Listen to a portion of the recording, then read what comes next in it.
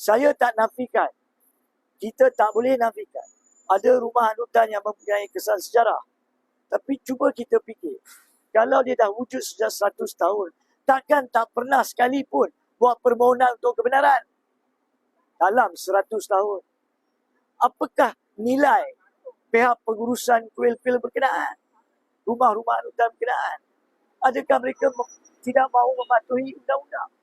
Dan adakah pihak kerajaan tak mengira daripada zaman Tunku Abdul Rahman sampai sekarang buat tak indah perkara ini? Sebab itu garah telah diwujudkan bagi tujuan perjuangan supaya kesemua pihak, kerajaan pusat, kerajaan negeri dan pihak berkuasa tempatan mendahului kedaulatan undang-undang. Tetapi apa yang berlaku adalah bila undang-undang ini wajib dilaksanakan, datangnya pemimpin-pemimpin ini mengatakan kita berunding, kita fikir, kita cari tanah ganti. Dan kalau perlu pampasan. Bukankah pampasan itu datang daripada kantung perbendaharaan rakyat Malaysia?